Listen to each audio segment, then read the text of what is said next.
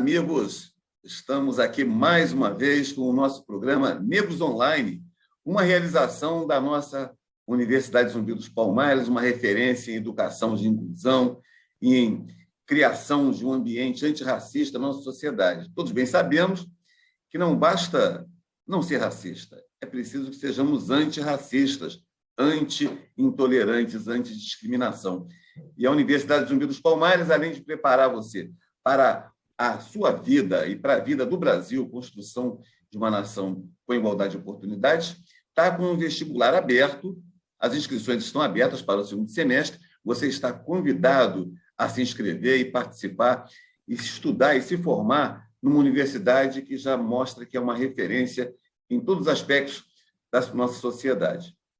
E nosso programa de hoje tem ainda a exibição no canal universitário, na nossa TV Zumbi dos Palmares, por óbvio, né? E na rede TVT. E nós hoje, para poder debater e conversar um pouco sobre o havido nesse debate na Câmara dos Deputados, que o deputado Nicolas foi bem repreendido, foi bem colocado no lugar dele, e muitos partidos já ingressaram tanto no STF como na Comissão de Ética, para poder, com essa representação, levá-lo a uma situação que não pode. Esse mandato dele está em causa. Está em causa porque nós já vimos que, quando se descuida ou se trata com certa leniência aquele discurso de intolerância, discurso de ódio, nós vimos o que deu. O Brasil experimentou 4 anos de uma grave intolerância, de racismo, de machismo, de homofobia, como se tudo fosse natural. E aí, meus companheiros e companheiras, para poder conversar com a gente, é importante dar conta de quem vai estar com a gente hoje aqui. Nós temos a alegria de ter aqui a Neon Cunha, que é uma mulher negra, ameríndia e transgênera, e militante da causa LGBTQIA+, militante das lutas populares. Seja muito bem-vinda, Neon, vai ser uma alegria a gente poder ouvi-la e conversar aqui.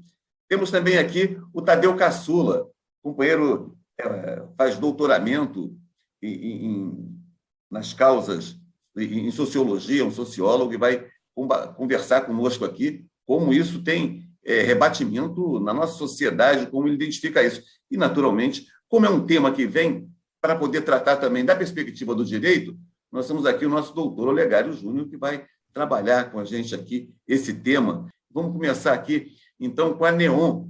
Neon, seja muito bem-vinda na nossa TV Zumbi, e vamos ouvi-la sobre como você vê esse momento, que é um momento difícil, e nós temos que resistir.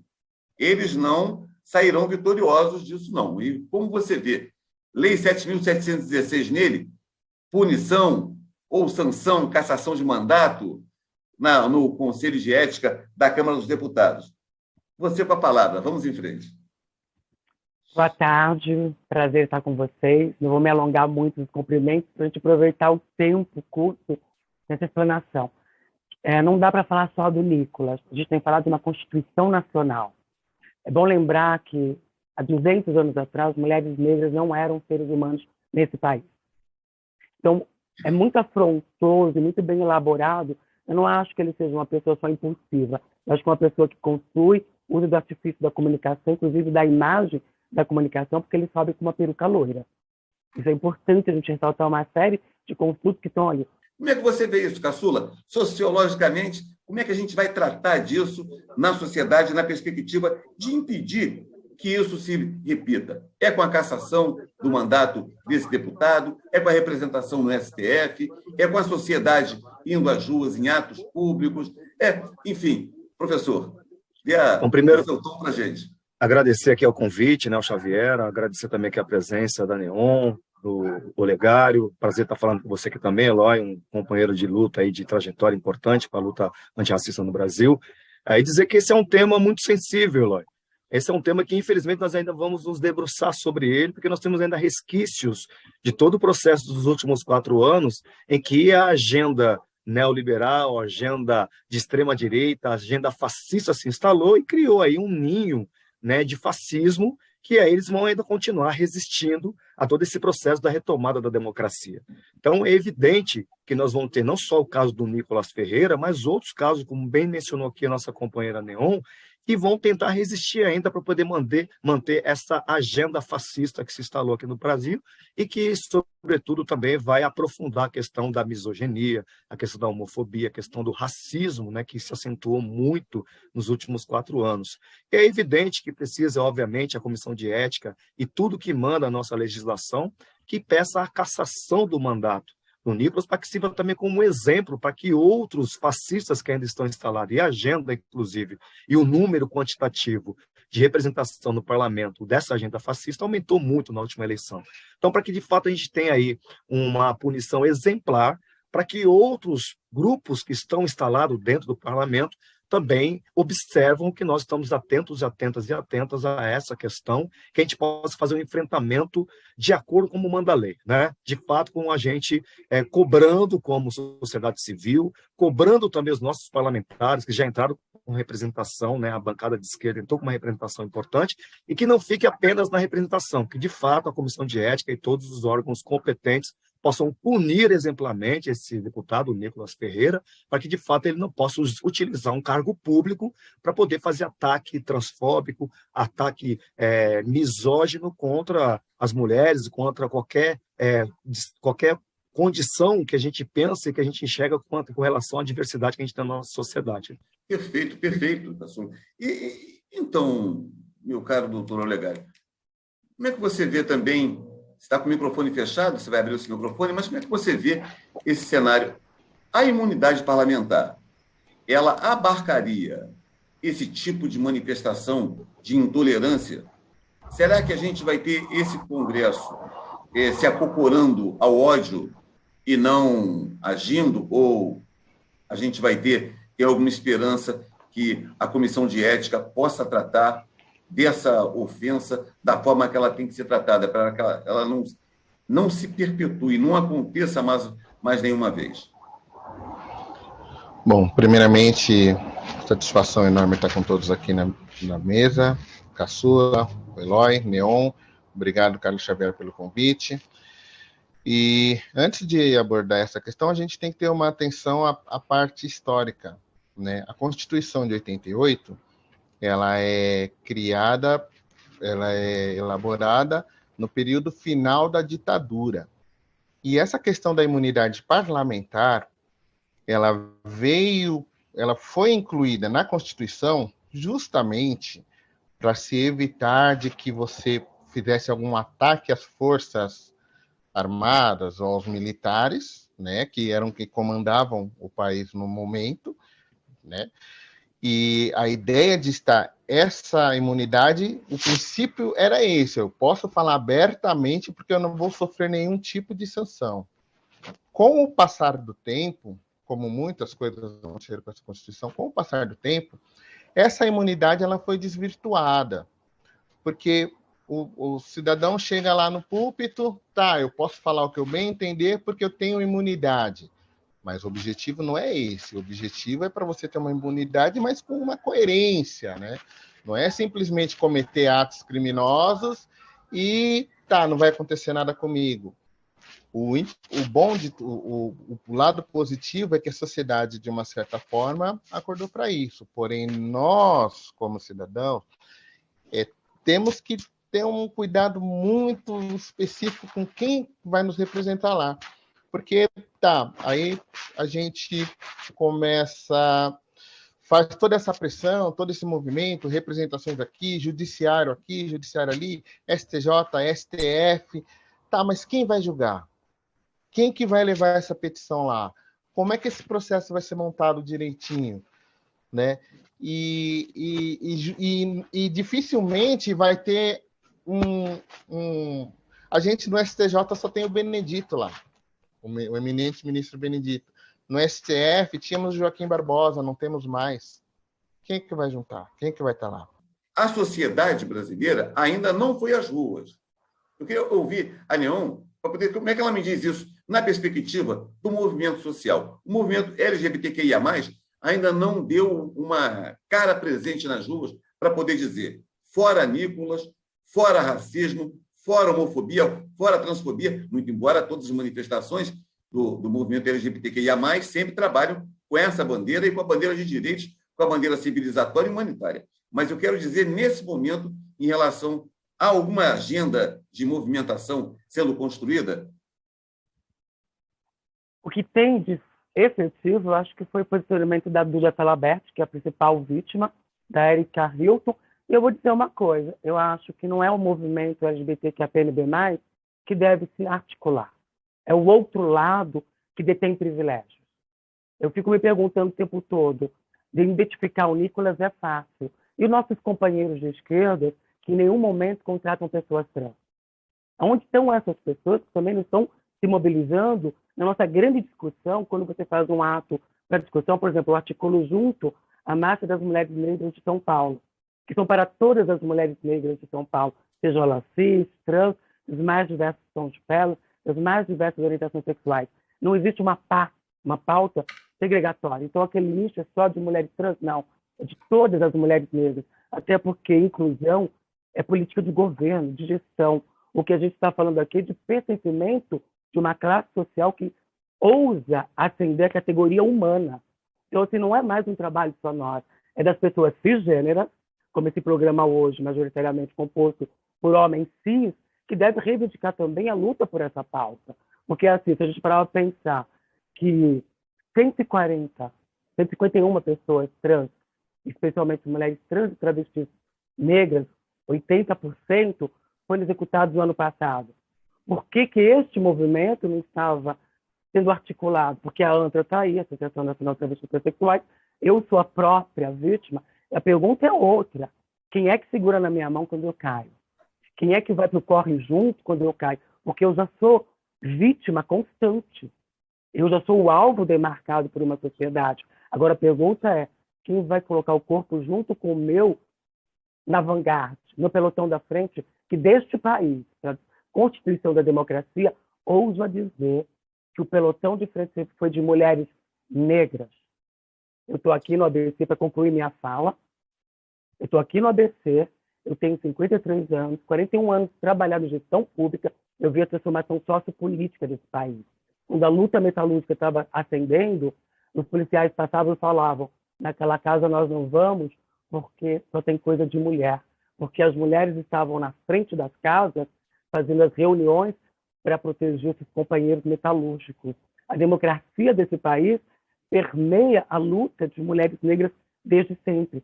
Porque a grande maioria era faxineira, produzindo tempo livre para seus algozes, inclusive. Não, é verdade que então, você está trabalhando uma coisa que é importante, é que não é não é uma luta falar assim, não, é só de negros e negras, da comunidade LGBTQIA+, nananina, não.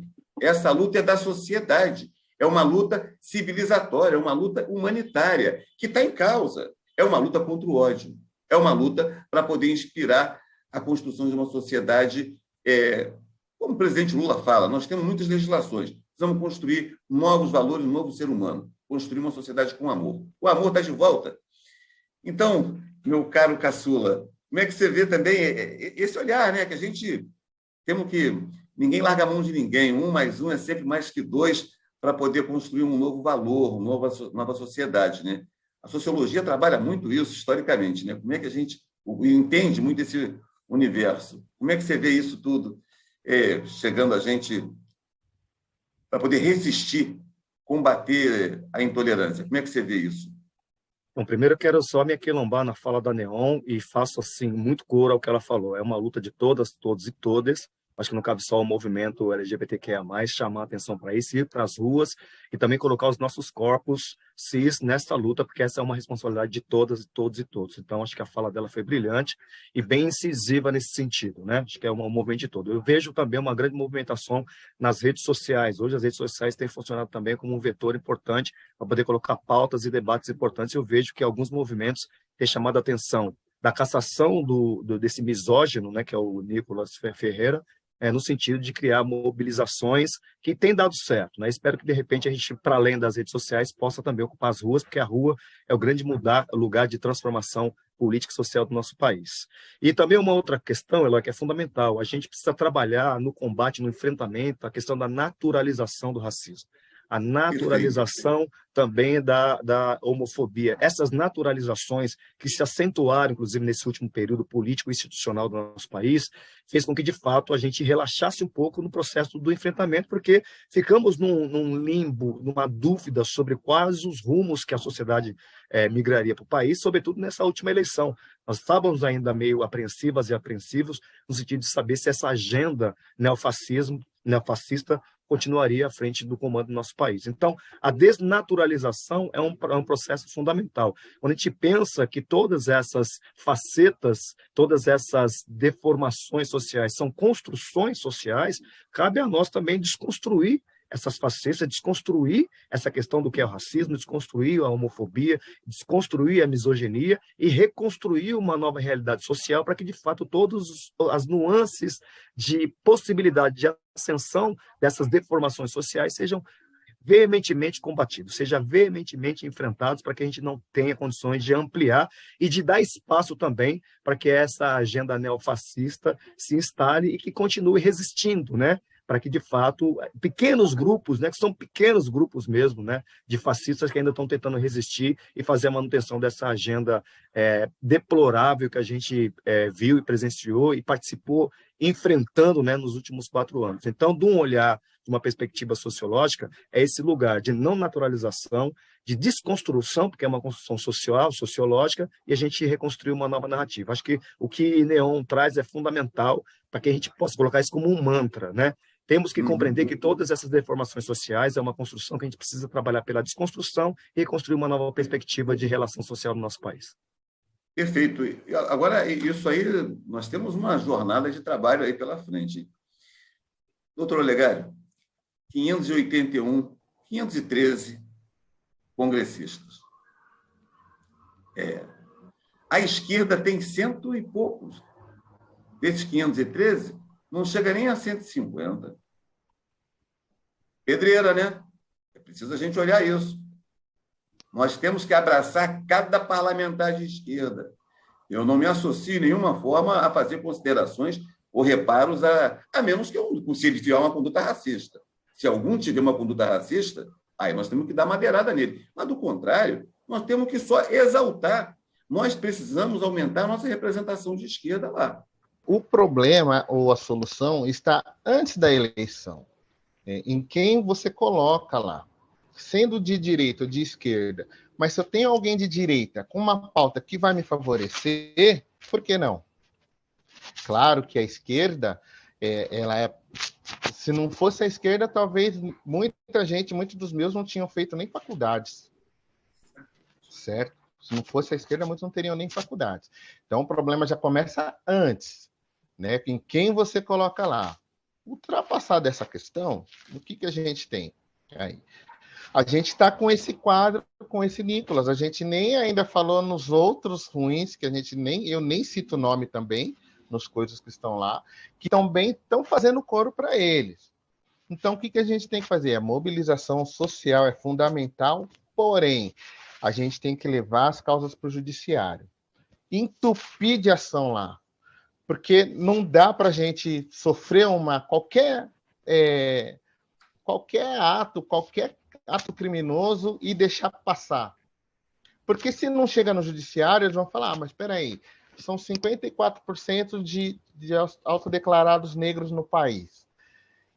Porém, tem 10 ações deles aqui, 10% que vêm reclamar disso, os outros 80% da população carcerária são de negros. Então, assim, a gente tem que fazer essa mobilização, tem que fazer chegar no judiciário.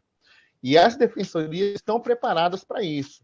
Então, você não precisa, claro, quem tiver condições, procura advogado particular, tal, mas as defensorias estão preparadas. Fora isso, acompanhamento mesmo, acompanhamento de todos os parlamentares, fazer pressão, ir às ruas. Agora, fazer chegar no judiciário é o melhor caminho, porque eles vão começar a falar, peraí, mas está tendo um monte de situação aqui. E mais, você começa a criar jurisprudência. E a jurisprudência são os exemplos que a gente vai utilizar, são as referências para os processos futuros. Então, é necessário que a gente provoque o judiciário. Muitos ficam intimidados, mas, poxa, eu vou chegar na delegacia, vou ser maltratado, mas vá. Nós vamos acompanhar de perto esse caso desse intolerante, desse homofóbico que mostrou na Câmara todo o ódio, toda a intolerância dele, que é o caldo de cultura de onde ele veio, das fake news nesses últimos 4 anos. E vamos deixar aqui as nossas considerações finais de todos que estamos fazendo esse programa hoje dos nossos Negros Online, para a gente poder voltar ainda com essa agenda, que essa agenda vai ser de acompanhamento. Essa pauta precisa. Neon, agradeço a sua presença aqui, suas considerações finais em 30 segundos, que o nosso tempo já vai esgotando. Bom, 30 segundos. Gente, educação, é formação, comunicação. Esse sujeito, esse algoz, então surgiu ali porque ele tem pessoas investindo nele, com uma comunicação, e assim, tem uma pauta para finalizar mesmo, talvez como o Sueli Carneiro disse, ser mulher negra experienciar essa questão de asfixia social. O Nicolas chega ali para um segmento religioso também. A gente não pode esquecer isso, porque outra coisa que afeta muito a sociedade negra é esse racismo religioso. O Nicolas representa um conjunto de questões que nós vamos enfrentar. E vamos derrubar. Enfrentar. E sim, a cassação dele. Tem que ter fim de mandato. Não tem outra alternativa. É isso. Caçula, por favor.